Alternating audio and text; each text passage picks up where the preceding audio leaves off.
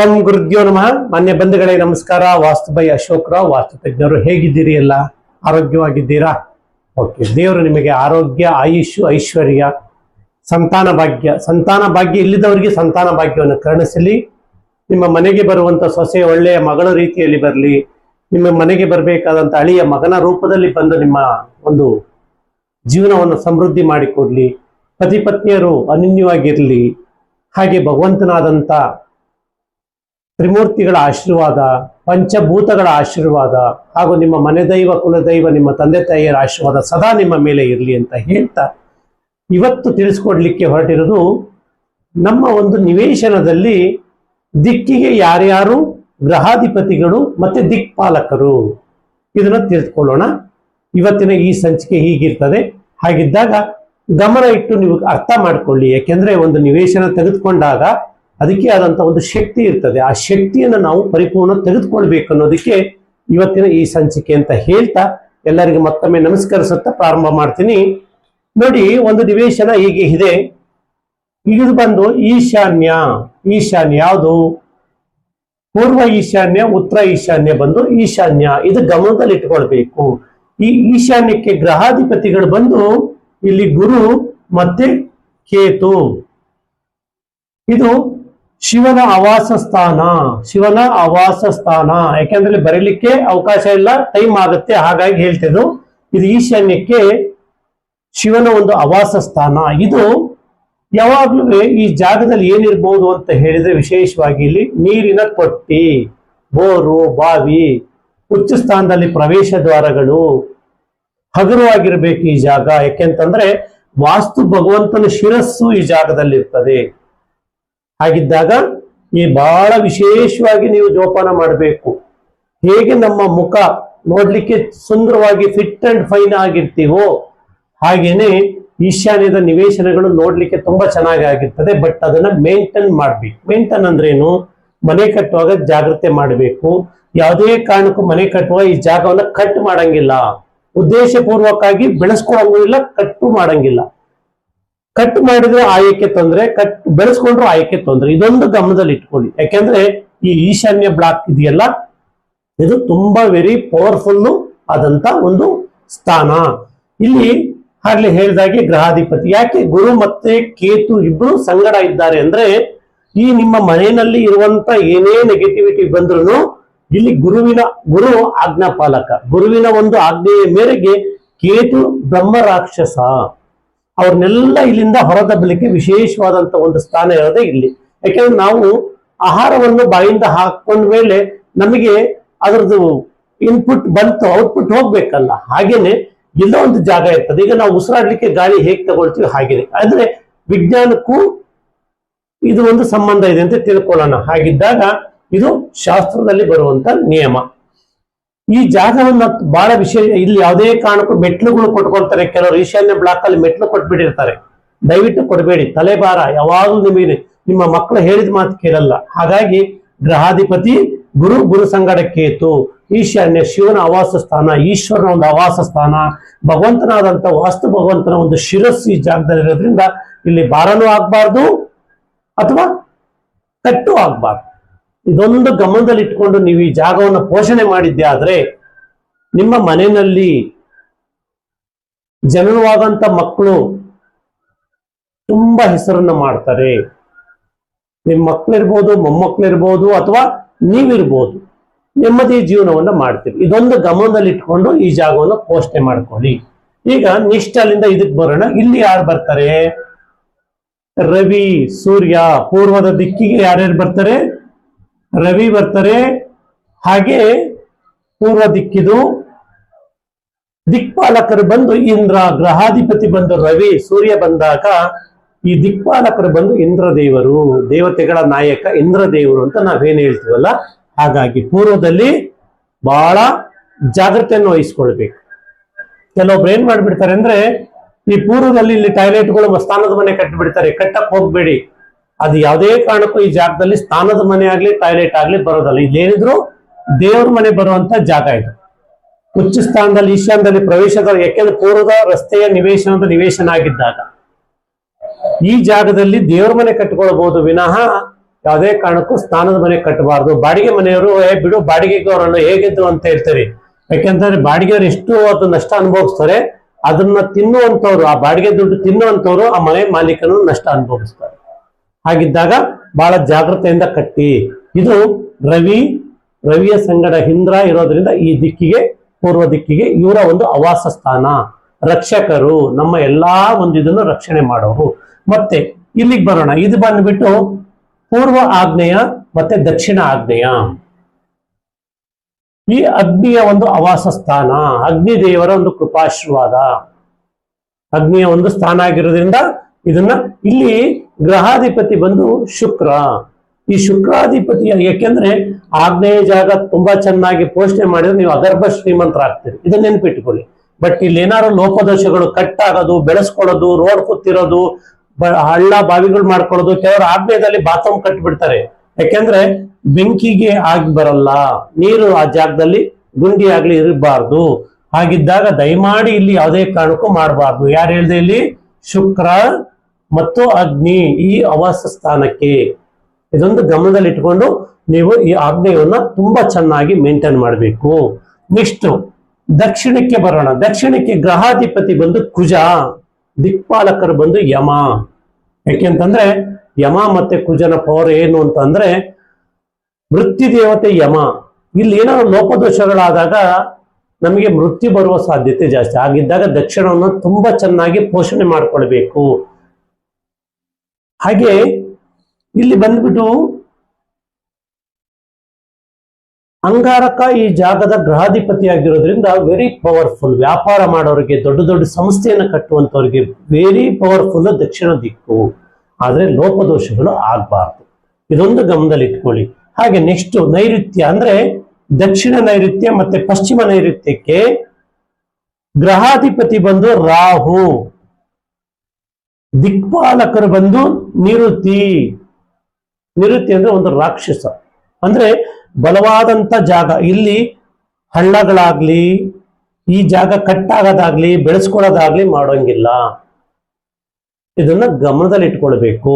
ಯಾಕೆಂದ್ರೆ ನಿರುತಿ ಜೊತೆಯಲ್ಲಿ ರಾಹು ಈ ನೈಋತ್ಯ ಸ್ಥಾನದ ಅಧಿಪತಿಗಳವರು. ಇವರು ಭಾರವನ್ನು ಹೊರುವಂತ ಶಕ್ತಿ ಇವರಿಗಿದೆ. ಯಾಕೆಂದ್ರೆ ಇಲ್ಲಿ ನಾವು ಸರಿಯಾಗಿದ್ರೆ ನಿಮ್ಮ ಮನೆಯಲ್ಲಿ ಹುಟ್ಟುವಂತ ಗಂಡು ಮಕ್ಕಳು ಇರ್ಬೋದು, ಅವರೆಲ್ಲ ತುಂಬಾ ವೆರಿ ಪವರ್ಫುಲ್ ಆಗಿರ್ತಾರೆ. ದೇಶ ವಿದೇಶಗಳಲ್ಲಿ ವ್ಯಾಪಾರ ವ್ಯಾಸಂಗಗಳು, ದೊಡ್ಡ ದೊಡ್ಡ ಸಮುದ್ರದ ಹಡಗುಗಳನ್ನ ಮೇಂಟೈನ್ ಮಾಡಬೇಕಾಗಿದೆ. ಯಾರಿಂದ? ಇಂಥ ಒಂದು ರಾಹುವಿನ ಬಲ ಬೇಕು. ಹಾಗೇನೆ ಈ ನೈಋತ್ಯ ಬ್ಲಾಕ್ ಇದೆಯಲ್ಲ, ತುಂಬಾ ಚೆನ್ನಾಗಿ ನೋಡ್ಕೊಳ್ಬೇಕು. ದೇಶ ವಿದೇಶಗಳಲ್ಲಿ ವ್ಯಾಪಾರ ಮಾಡೋದು ಅಷ್ಟು ಸುಲಭ ಅಲ್ಲ. ಒಂದು ದೇಶದಿಂದ ಮತ್ತೊಂದು ದೇಶಕ್ಕೆ ಸರಕು ಸಾಗಣೆ ಮಾಡಬೇಕು ಅಂದಾಗ ವೆರಿ ಪವರ್ಫುಲ್ ಧೈರ್ಯ ಬೇಕು. ಅಂದ್ರೆ ಗ್ರಹಾಧಿಪತಿ ರಾಹುವಿನ ಬಲ ಇದ್ದೇ ಇರ್ಬೇಕು. ಇದನ್ನ ಗಮನ. ಯಾಕೆಂತಂದ್ರೆ ರಾಹು ನೈಋತ್ಯದಲ್ಲಿದ್ರೆ ಕೇತು ಈಶಾನ್ಯದಲ್ಲಿದ್ದಾರೆ. ಯಾಕೆಂತಂದ್ರೆ ಇವರಿಬ್ರು ಬ್ರಹ್ಮ ರಾಕ್ಷಸರು. ಇವರು ಮನೆಯ ಹೊರ ದಿಕ್ಕನ್ನ ರಕ್ಷಣೆ ಮಾಡಿ ನಮ್ಮನ್ನು ರಕ್ಷಣೆ ಮಾಡುವಂತ ರಕ್ಷಾಧಿಪತಿಗಳು ಅಂತ ಇಟ್ಕೊಳ್ಳೋಣ. ಹಾಗಿದ್ದಾಗ ಇಲ್ಲಿ ಹಳ್ಳ ಬಾವಿ ಬೆಳೆಸ್ಕೊಳ್ಳೋದು, ಗುಂಡಿ ಮಾಡ್ಕೊಳ್ಳೋದು, ಬಾತ್ರೂಮ್ ಕಟ್ಕೊಳ್ಳೋದು, ಅಡಿಗೆ ಮನೆ ಮಾಡ್ಕೊಳ್ಳೋದು ಮಾಡಂಗಿಲ್ಲ. ಇದೇನಿದ್ರು ವಜನ್ ಇಡ್ಲಿಕ್ಕೆ, ವೆಯ್ಟ್ ಇಡ್ಲಿಕ್ಕೆ, ಮತ್ತೆ ಮಲಗಲಿಕ್ಕೆ, ನಿಮ್ಮ ಒಂದು ಹಣಕಾಸು, ದೈವ ಸ್ಥಳ, ದೈವ ಬೇರೆ ದೇವ ಬೇರೆ. ಇದು ಬಂದು ದೇವ ಮೂಲೆ, ಇದು ಬಂದು ದೈವ ಮೂಲೆ. ದೈವಕ್ಕೂ ಮತ್ತು ದೇವಕ್ಕೂ ತುಂಬಾ ವ್ಯತ್ಯಾಸ ಇದೆ. ಹಾಗಿದ್ದಾಗೆ ದೈವ ಅಂದ್ರೆ ಯಾರು? ಬ್ರಹ್ಮ ರಾಕ್ಷಸಿ ದೇವರುಗಳನ್ನ ನಾವು ದೈವ ಅಂತ ಹೇಳ್ತೀವಿ. ದೇವರಂದ್ರೆ ಸಮಾಧಾನವಾಗಿ ಏನೇ ಬಂದು ಅದನ್ನ, ಯಾಕೆಂದ್ರೆ ಇವ್ರನ್ನ ನಾವು ಎಷ್ಟು ಭಕ್ತಿ ಮಾಡ್ತೀವೋ ಅಷ್ಟು ಫಲ ಮತ್ತೆ ಬಲ ಜಾಸ್ತಿ ಆಗುತ್ತೆ. ಬಟ್ ಇಲ್ಲೂ ಅಷ್ಟೇ, ಈ ದೇವ್ರನ್ನ ನಾವು ಭಕ್ತಿ ಮಾಡಿದಾಗ ನಮಗೆ ಅತಿಯಾದ ಇದು. ಯಾಕೆಂದ್ರೆ ಇಲ್ಲಿ ನಡ್ಕೊಳ್ಬೇಕಾದ್ರೆ ತುಂಬಾ ಜಾಗೃತಿಯಿಂದ ನಡ್ಕೊಳ್ಬೇಕು. ಹಾಗಾಗಿ ನೈಋತ್ಯ ಬ್ಲಾಕಿನವರು ಕಟ್ಟು ಮಾಡ್ಕೊಳ್ಬಾರ್ದು, ಬೆಳೆಸ್ಕೊಳ್ಬಾರ್ದು. ರೋಡ್ ಕೂತಿದ್ರೆ ಕಾಂಪೌಂಡ್ ಹಾಕಬೇಕು. ಎರಡದು. ಯಾಕೆಂದ್ರೆ ದಕ್ಷಿಣ ನೈಋತ್ಯ ಬಂದು ಹೆಣ್ಣು ಮಕ್ಕಳ ಮೇಲೆ ಪ್ರಭಾವವನ್ನು ಬೀರ್ತದೆ, ಪಶ್ಚಿಮ ನೈಋತ್ಯ ಬಂದು ಗಂಡು ಮಕ್ಕಳ ಮೇಲೆ ಪ್ರಭಾವವನ್ನು ಬೀರ್ತದೆ. ಇದನ್ನ ಗಮನದಲ್ಲಿ ಇಟ್ಕೊಳ್ಬೇಕು ಮಾನ್ಯ ಬಂಧುಗಳೇ.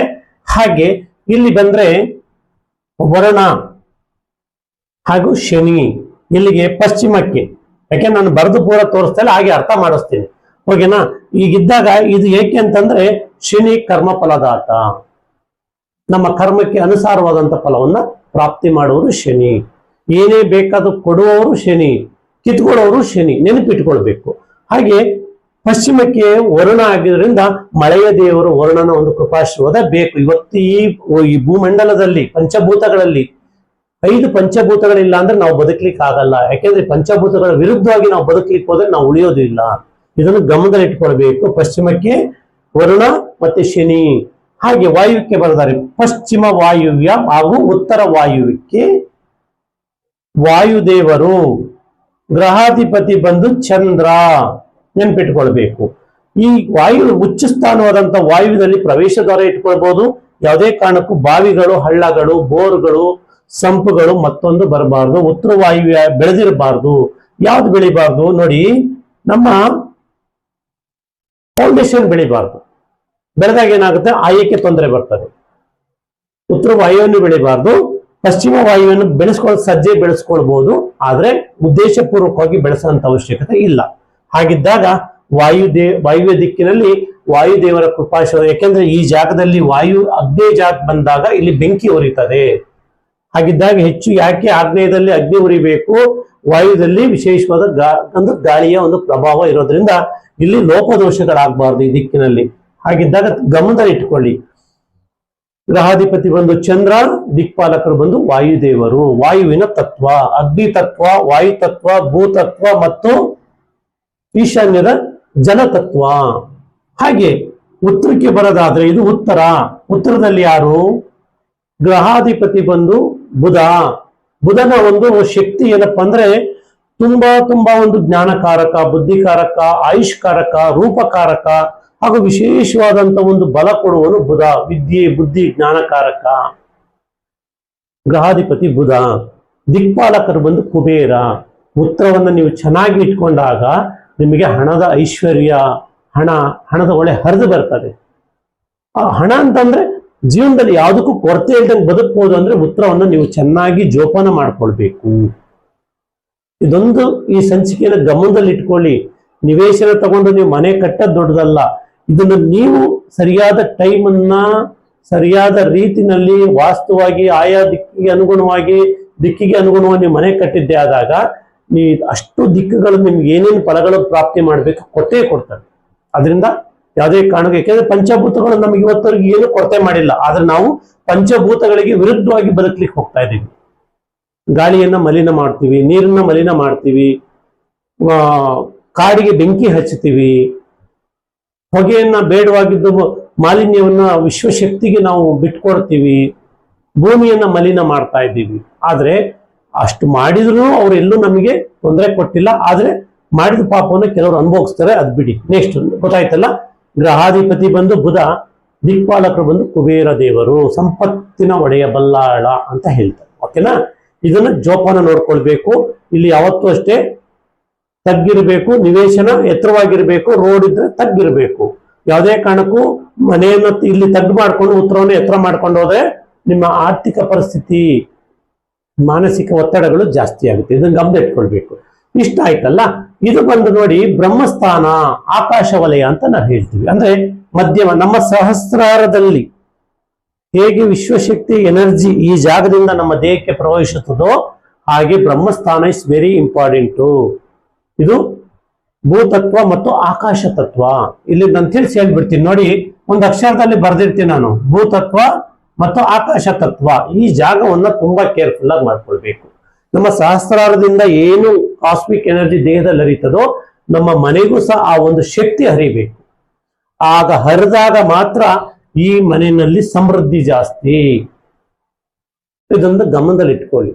ಹಾಗೆ ಎಲ್ಲಾ ದಿಕ್ಕುಗಳು ಇಂಪಾರ್ಟೆಂಟ್ ಇದೆ. ನಮ್ಮ ದೇಹದಲ್ಲಿ ಹೇಗೆ ನಮಗೆ ನರನಾಡಿಗಳು, ಅಂಗಾಂಗಗಳಿದೆಯಲ್ಲ, ಹಾಗೆ ಒಂದು ಮನೆಗೆ ವಿಶೇಷವಾಗಿ ಎಲ್ಲಾ ದಿಕ್ಕುಗಳು, ಗ್ರಹಾಧಿಪತಿಗಳು, ದಿಕ್ಪಾಲಕರು, ಹಾಗೆ ಆ ವಿಶ್ವಶಕ್ತಿ ಎನರ್ಜಿ, ಭೂಮಿಯ ಒಂದು ಅಯಸ್ಕಾಂತ ತತ್ವ, ಆಕಾಶದ ಒಂದು ಕಾಸ್ಮಿಕ್ ಎನರ್ಜಿ ತತ್ವ, ಇದೆರಡು ಸೇರಿದಾಗ ಟೋಟಲ್ ನಿಮಗೆ 18 ದಿಕ್ಕುಗಳಾಗ್ಬಿಡ್ತದೆ. ಲೆಕ್ಕ ಹಾಕೊಳ್ಳಿ.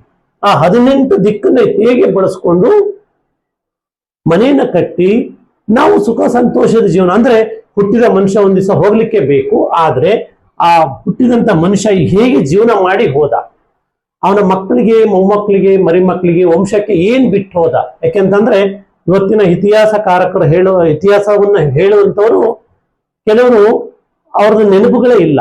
ಏನಾದರೂ ಸಾಧನೆ ಮಾಡಿದವ್ರದ್ದು ನೆನಪು ಕೊನೆ ತನಕ ಉಳಿದಿರ್ತದೆ, ಸಾಧನೆ ಮಾಡದಿದ್ದವರು ಇತಿಹಾಸ ಪುಟದಲ್ಲಿ ಇರೋದಿಲ್ಲ. ಆದರೆ ನಮ್ಮಲ್ಲಿ ಎರಡು ಗುಣಗಳಿರ್ತದೆ, ರಾವಣನ ಗುಣ ಮತ್ತೆ ರಾಮನ ಗುಣ.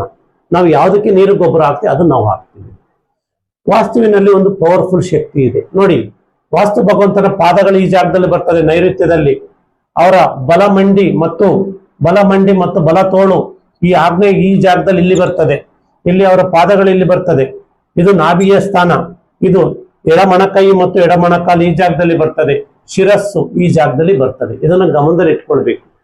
ಗಮನದಲ್ಲಿ ಇಟ್ಕೊಂಡು ನೀವು ಮನೆ ಕಟ್ಟಿ ನೀವು ಸಮಾಜಕ್ಕೆ ಏನಾದರೂ ಒಂದು ಕೊಡುಗೆಯನ್ನು ಕೊಟ್ಟು ಹೋಗ್ತೀರಿ. ಇವತ್ತು ಎಷ್ಟೋ ಜನ ಕೋಟಿಗಟ್ಟಲೆ ಆಸ್ತಿ ಇದೆ, ಒಂದಿದ್ರೆ ಅವ್ರಿಗೆ ಎಲ್ಲ ಹಣ ಇದೆ, ಐಶ್ವರ್ಯ ಇದೆ, ಕೆಲವೊಂದು ಸುಖಗಳಿರೋದಿಲ್ಲ. ಆದ್ರೆ ಬೇಕು, ಹಣನೂ ಬೇಕು, ಐಶ್ವರ್ಯನೂ ಬೇಕು, ಸುಖನೂ ಬೇಕು, ಸಂತೋಷನೂ ಬೇಕು. ಎಷ್ಟೋ ಜನ ಭಯದಿಂದ ಬದುಕ್ತಿದ್ದಾರೆ. ಇದೊಂದು ಗಮನದಲ್ಲಿ ಇಟ್ಕೊಳ್ಳಿ. ಹಾಗಿದ್ದಾಗ ಈ ಇಷ್ಟನ್ನು 18 ದಿಕ್ಕುಗಳು ಈ ಒಂದು ನಿವೇಶನಕ್ಕೆ ಬರ್ತದೆ. ಈ ನಿವೇಶನವನ್ನು ನೀವು ಪರಿಪೂರ್ಣ ಅಳವಡಿಸ್ಕೊಂಡಿದ್ದೇ ಆದಾಗ ನಿಮ್ಮ ಜೀವನದಲ್ಲಿ ಮನಃಶಾಂತಿ, ಐಶ್ವರ್ಯ, ಆರೋಗ್ಯ, ಆಯುಷು, ಸಂತಾನ ಭಾಗ್ಯ, ಸಮೃದ್ಧಿ, ಸ್ಥಾನಮಾನ, ಗೌರವ, ಗತಜನ್ಮದ ನಿಮ್ಮದೇನಾದ್ರೂ ಕರ್ಮಗಳಿದ್ರೆ ಈ ಜನ್ಮದಲ್ಲಿ ಅದು ಮಾಫಿ ಆಗುತ್ತೆ.